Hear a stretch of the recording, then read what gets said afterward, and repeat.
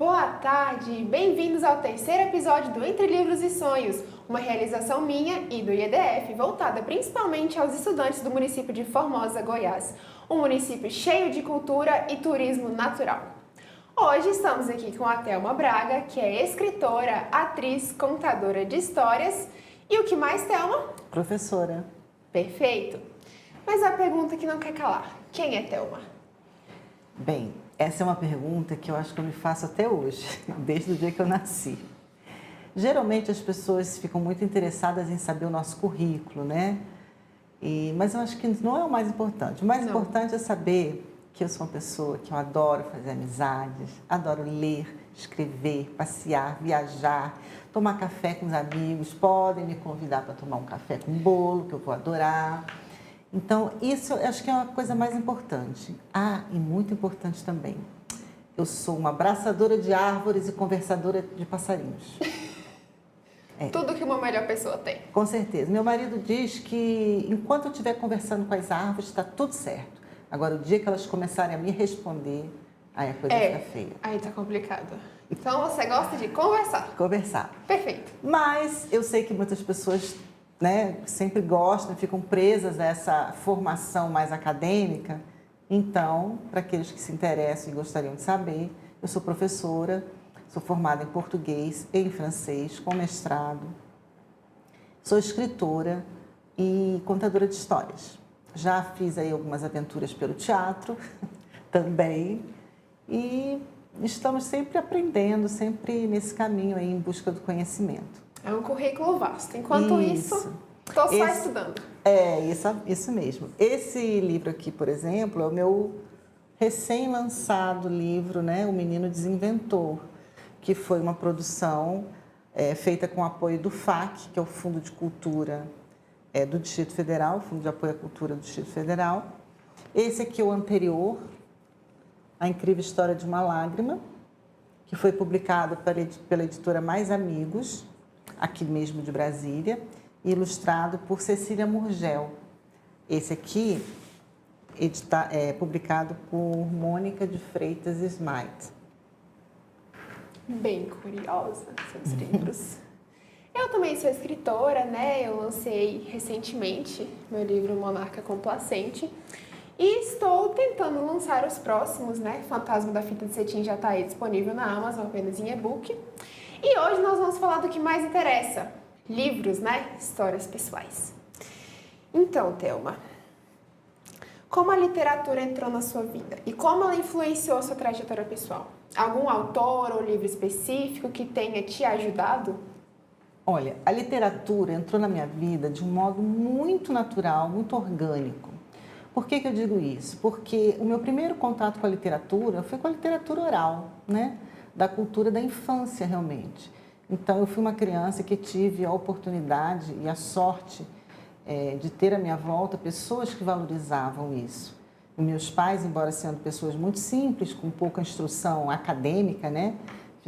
Nem terminaram a primeira metade do ensino fundamental, mas valorizavam muito. Então, sempre incentivavam muito, por exemplo, a escuta de contos, de narrativas orais. Meu pai era um contador de histórias tradicional também, então um homem simples da roça, mas que sabia muitas histórias, causos, né? Então isso tudo entrou na minha vida de uma maneira muito natural. Fora as cantigas, parlendas, quadrinhas e, enfim, todo esse universo. Então, para mim, isso que as pessoas chamam muitas vezes de cultura popular ou de folclore, para mim era a minha vida, fazia parte do meu dia a dia, né? Não fazia distinção entre uma coisa e outra. E também os livros, né? Digamos assim, a literatura escrita, também circulava lá por casa, porque meu pai era um homem curioso e gostava muito de ler, então sempre tinha livros por ali circulando. A minha mãe também gostava de ler, sempre que podia. Então isso foi entrando de uma maneira muito natural. Tive sorte de ter uma vizinha que era funcionária de uma editora antiga, se eu não me engano era Ebal, se eu não me engano o nome da editora.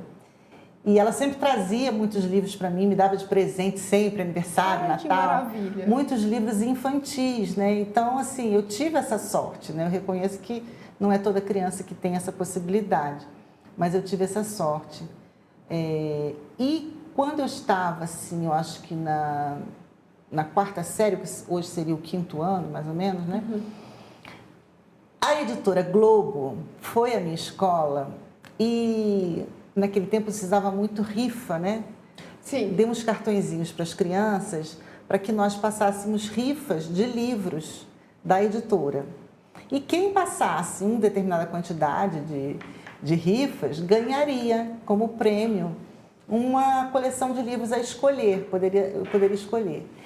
E eu fiquei alucinada com aquilo, porque os livros que tinha na minha casa eram livros mais simples, geralmente aqueles livrinhos de brochura, né, formato canoa e tal, então, e tudo muito assim, e pequenininhos, e eu fiquei alucinada, porque eram coleções lindas, de capa dura, né, e aí eu consegui, eu passei a tal da rifa, e eu tenho até hoje, eu não trouxe porque é muito pesado, mas eu tenho até hoje a coleção que eu ganhei, uma coleção linda da editora Globo, dos Irmãos Grimm.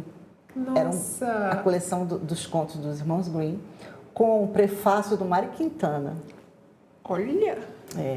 E assim, eu fiquei alucinada, porque eram ilustrações belíssimas, capa dura, com detalhes em prateado. Então, assim, para mim, esse é o meu grande xodó. É esse livro assim, que me despertou para a leitura e para a escrita, né? E a partir daí... Foi uma experiência e tanto, foi, né? Assim, uma coisa muito extraordinária. marcante. Tanto que esse livro eu não dou, não vendo, não troco, não barganho, nada. Tá, você já matou minha próxima pergunta, né? Que era sobre os livros da vida, que marcaram momentos importantes em sua trajetória. Esse foi um deles, com certeza. Esse foi um deles, porque eu já conhecia alguns contos, porque, como eu falei, o meu pai contava muitas histórias. E muitas histórias que ele contava, bom, na época eu não sabia, mas depois eu fui perceber que eram histórias que estavam incluídas naquela coleção, né? Dos Grimm. E de outros autores, enfim, os Grimm não foram os únicos a compilar contos, assim, né? Mas, com certeza, assim, na minha infância foi o que de mais importante, assim, me marcou mais, né? E aí, já mais adolescente, eu entrei em contato também com as obras de Machado de Assis. E ali foi, assim, quase que um divisor de águas, né? Porque eu não estava acostumada com aquele tipo de narrativa. Eu disse, o realismo, ele é um pouco difícil, né? sabe? Porque a gente já tinha lido alguma coisa na escola, mas eram mais livros românticos, como Iracema, aquelas coisas. E quando eu entrei no universo do Machado de Assis, eu disse, meu Deus, isso existe, né? Como é que pode? E principalmente o Memórias Póstumas de Brás Cuba foi um livro que me marcou muito, porque de cara ele logo diz, eu não sou, né, um autor defunto, sou um defunto autor. Eu falei, meu Deus, sabe? Aquilo para mim foi assim uma novidade muito grande, né? A maneira como ele narrava, o fato dele se dirigir a mim, leitora, né? Eu nunca tinha visto isso, o narrador se dirigir ao leitor, então foi muito impactante também. É um diferencial do Machado de Assis. Até hoje, para mim, é uma novidade, Memórias Póstumas de Brás Cubas. Sempre é novidade, qualquer livro é novidade. Por mais que você leia, você pode ler 2, 3, 4, 5 vezes, porque nunca vai ser a mesma leitura, né? Sempre passa umas coisas despercebidas também. E a gente vai vivendo, vai amadurecendo, então, por exemplo, se eu ler, eu tenho certeza que se eu for ler novamente hoje Memórias Póstumas, eu vou ter uma outra leitura. Uma outra interpretação. E vocês, espectadores, quais os seus livros da vida? Contem no chat, eu quero saber. Agora, os personagens. Existem personagens literários que você se identificou profundamente, né? Porque os personagens costumam oferir muito poder nos livros, aquela coisa do protagonismo.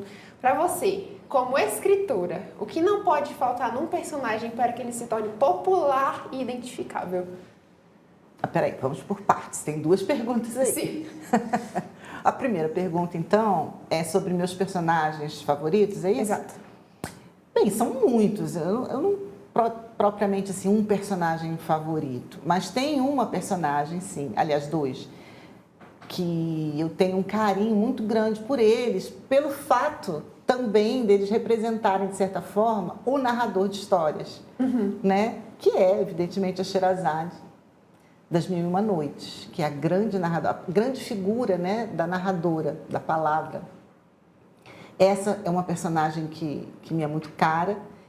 E Ulisses, porque quando eu li Odisseia, que também me impactou muito, mas eu já era um pouquinho mais adulta, já estava na faculdade e tal, mas mesmo assim, as narrações, né, porque existem muitas narrações de Ulisses ali em primeira pessoa dentro da Odisseia, sim, essas narrações também me causavam um certo prazer, uma coisa que eu não sabia explicar direito. Uma epifania. Né? Quando eu lia. Então, assim, eu fui percebendo que o ato de narrar me era muito caro e me falava de uma maneira muito próxima, né? Tocava no seu Isso, interior. Me tocava. E a partir daí eu comecei a me interessar também já no ensino médio, né? Porque eu fiz o magistério no ensino médio, né? A antiga escola normal. Uhum. E aí comecei a entrar em contato com esse universo aí da contação de histórias, né? Eu falei, é isso mesmo, é isso, é minha praia. Sua praia. Agora, os personagens... Desculpa, a outra foi? Os personagens costumam oferecer muito poder, né? Muito protagonismo no mundo. Para você, como escritora, o que não pode faltar num personagem para que ele se torne popular? Bom, depende do que a gente entender por popular, né? As pessoas se identificarem com ele. Sim, porque tem o personagem popular, que é aquele de um livro que fez tanto sucesso, que às vezes o personagem fica até maior do que o livro, às vezes as pessoas nem conhecem o livro, mas conhecem os personagens. Sim. Isso acontece muito com os próprios personagens dos contos de fada, por exemplo. Às vezes a pessoa nem conhece direito a história da Rapunzel ou da Cinderela, mas conhece a personagem. Ou Alice no País das Maravilhas, o Peter Pan, os grandes clássicos, né? Sim. Ou mesmo os clássicos para adulto também. Às vezes você conhece Capitu. Quem é que nunca ouviu falar em Capitu?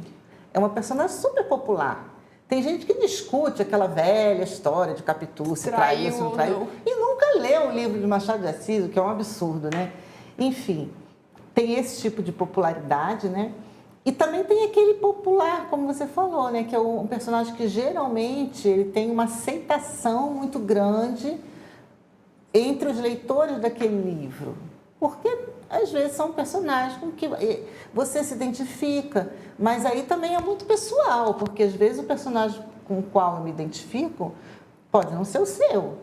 Então, eu acho que se identificar ou não com o personagem é uma questão muito pessoal. Tem a ver com o que aquele personagem, ele te diz. Porque, por mais que a gente esteja dentro de um universo ficcional, sempre há pontos de contato com a nossa realidade, né? Sim. Mesmo no universo do maravilhoso, da ficção mais maluca, mais tudo que tiver, sempre vai haver alguma coisa dentro daquele universo, daquele livro, daquele enredo, que nos fala de uma maneira muito íntima, muito pessoal. Se assim não fosse, a gente não se interessaria pelos livros.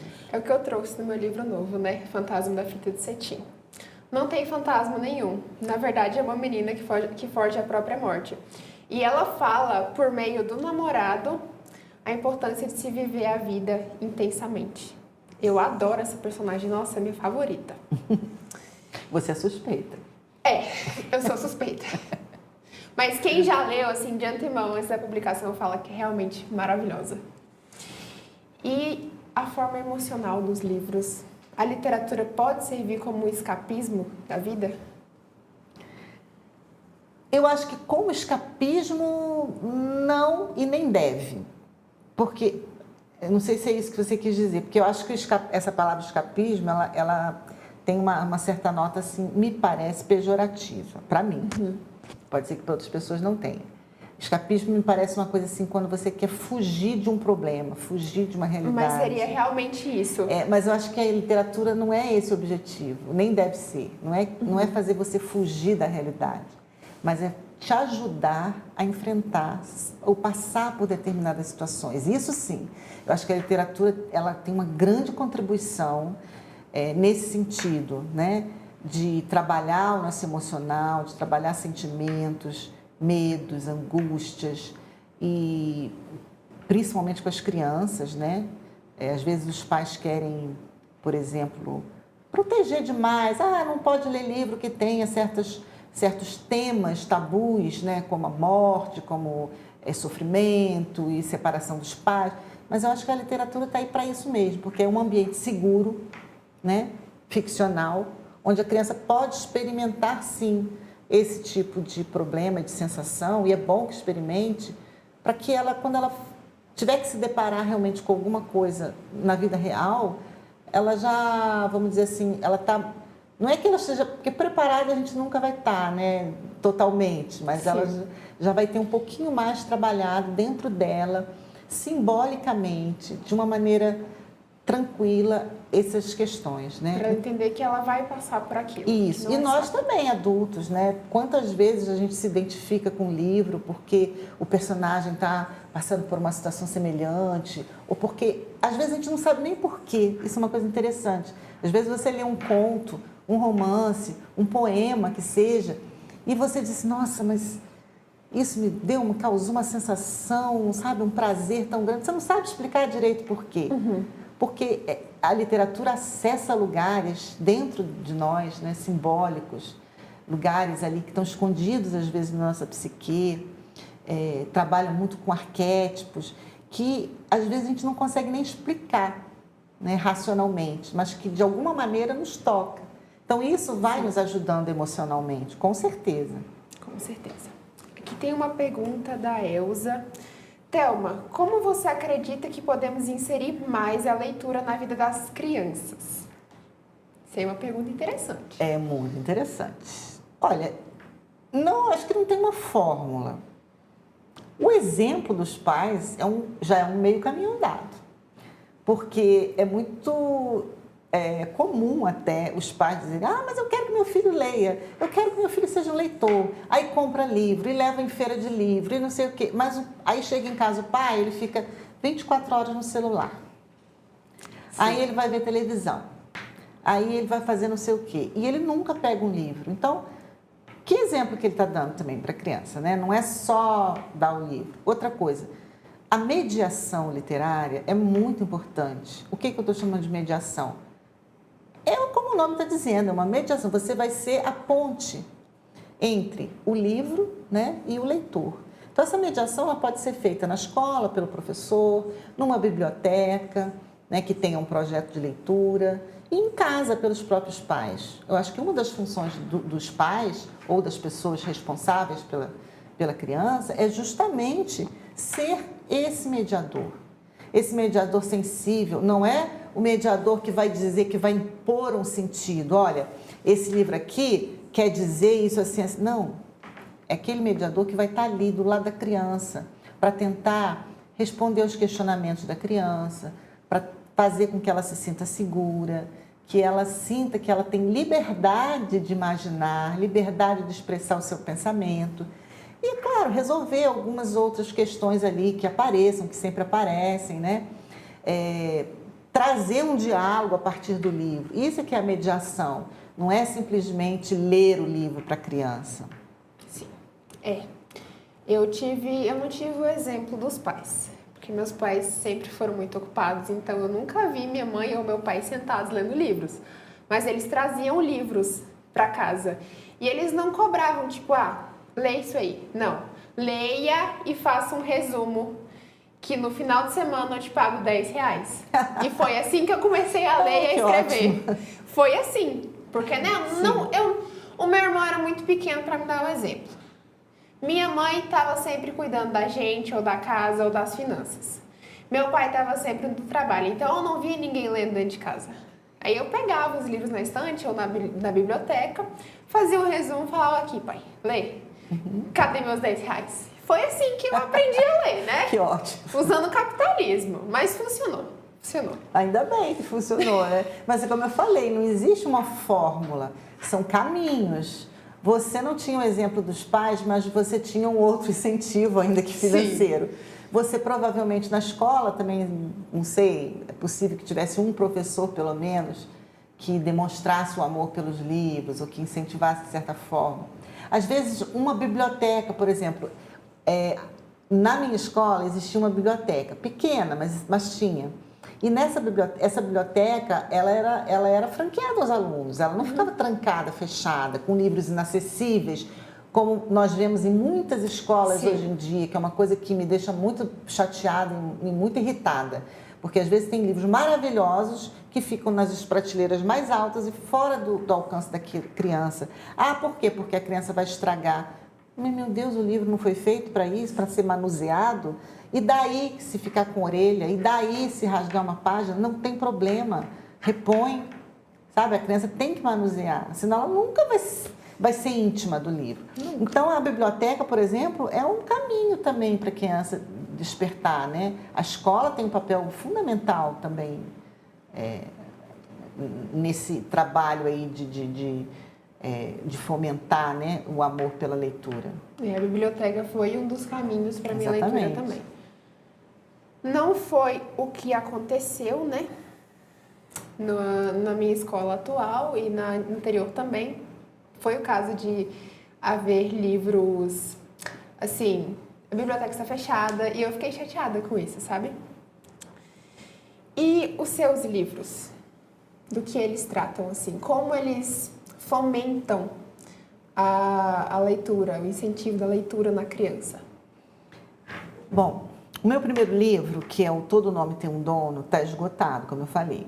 Foi um livro publicado em 2019, em parceria com a autora, a autora das imagens, né? Ilustradora. A ilustradora, a Meire de Oliveira. E é um livro de poemas.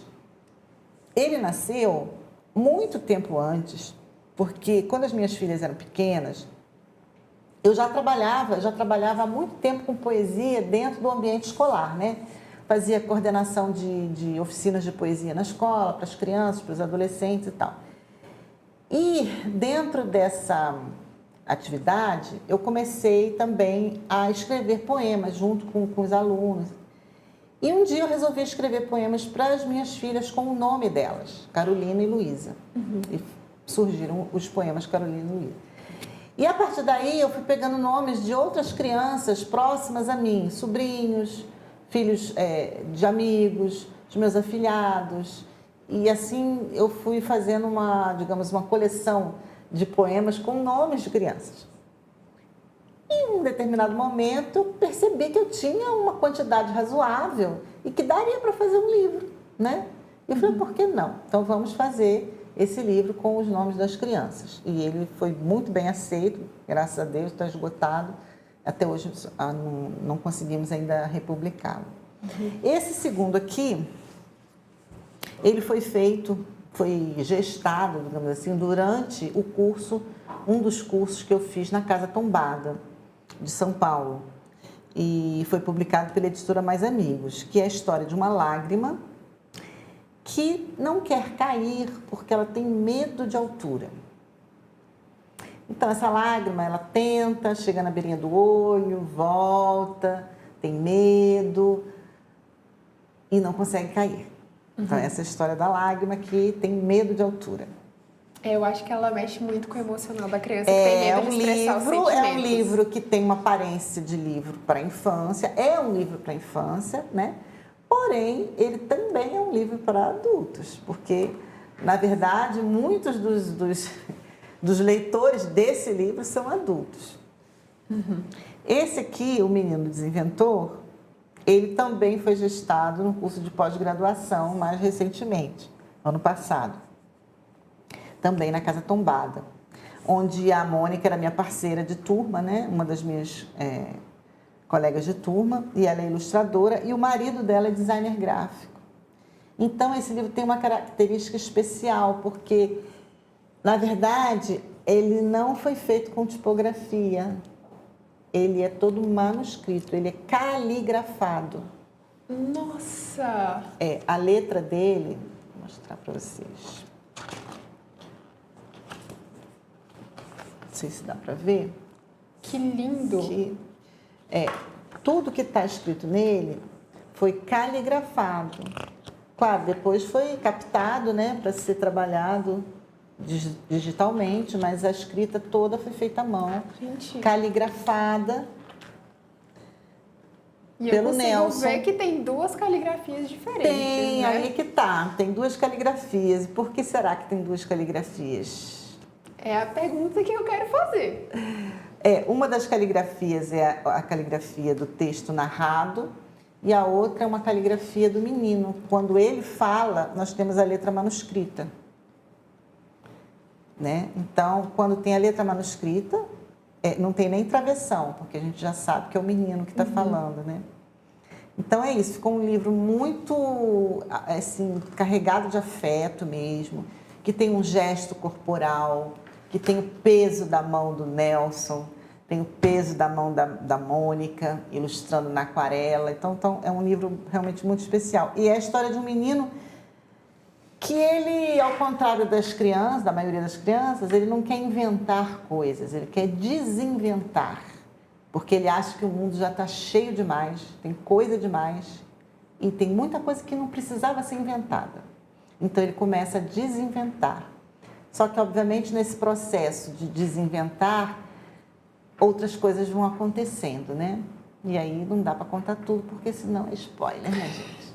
Nossa, eu achei interessantíssimo. Até eu fiquei com vontade de ler. Aqui tem uma pergunta. Thelma, qual é o método de ensino que você usava com seus alunos? E como poderia ser feito para que os alunos procurem mais a leitura? Método de ensino de quê? Seria da sua área, assim, professora de redação, certo? Porque eu trabalhei a minha vida toda como professora de francês. Eu era professora de francês. Às vezes eu atuava também em determinadas turmas como professora de português, mas geralmente professora de francês. E como professora particular, às vezes em preparo, por exemplo, de alunos para concursos, para, enfim, vestibular, essas coisas assim, né?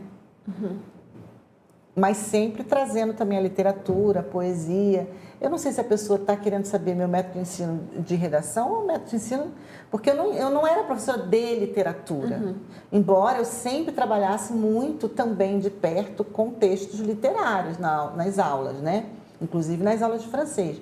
Então, sempre trabalhava, sempre trazia poemas, enfim, e textos literários para dentro de sala. Mas...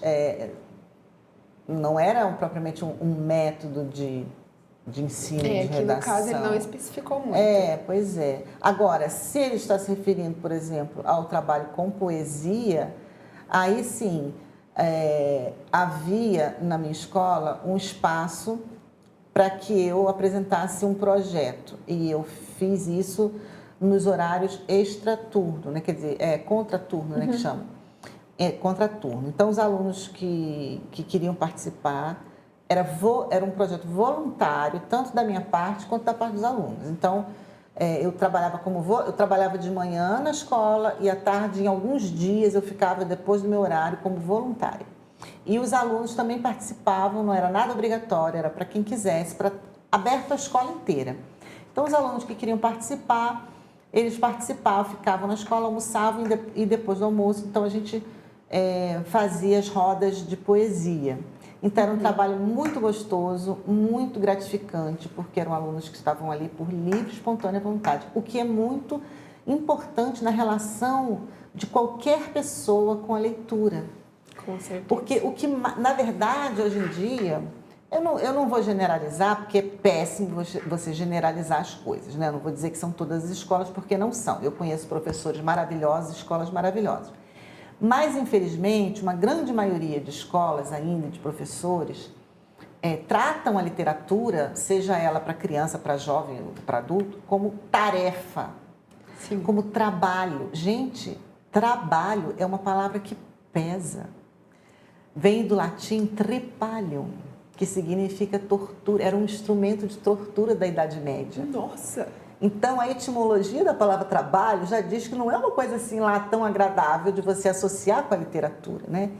Então, essa coisa de, não, tem que ler o livro para fazer tarefa, tem que ler o livro para fazer prova. São coisas que mais afastam do que aproximam a criança da literatura, né? Então, a gente tem que encontrar outros caminhos, outras maneiras de aproximar essa criança de uma maneira mais espontânea, mais feliz, porque se você não abre um livro com felicidade, com amor, com vontade, não vai render. Não vai. Aqui tem uma pergunta para mim. Boa tarde, Alia. quais foram os personagens que você criou que mais te marcaram e o que não pode faltar nos seus personagens? Então, com certeza foi a Estela, que eu já citei, a Amélia e a Princesa Ametista, né? Todas essas mulheres super empoderadas, e eu acho que isso é uma das coisas que não pode faltar. E a segunda coisa que não pode faltar, com certeza, é nomes com A. Quais todos os meus personagens têm nome que começam com A? Não me pergunte por quê, eu não sei. Eu realmente tenho uma paixão muito grande pela letra A. Menos a Estela. Porque a Estela, ela é uma personagem muito especial. Eu queria que ela fosse diferenciada dos outros. Então, acho que é isso o mais, assim, mais essencial nos meus personagens. E também a diversidade de etnias, né? Que tem gente asiática, tem gente brasileira, tem francesa, tem de tudo mesmo.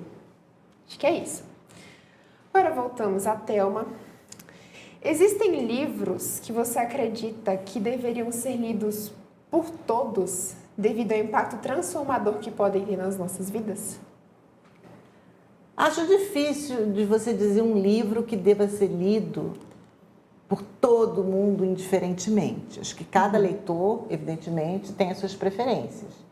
E é claro, você só pode preferir quando você conhece, né? Sim. Quanto maior for o seu leque de possibilidades e de oferta, né, maior vai ser a sua possibilidade de escolha. Agora, evidentemente, por exemplo, os clássicos, eu acho que são muito importantes na formação tanto da criança quanto do jovem. Por quê? Não porque são livros aceitos pela academia, por exemplo, mas porque são livros que, naturalmente, aqueles clássicos que realmente nos dizem alguma coisa. Uhum.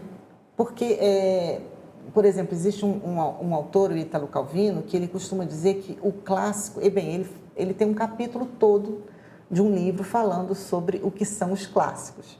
Mas, para resumir aqui, um dos pontos que ele assinala é que o clássico é um livro que nunca terminou de dizer aquilo que tinha para dizer.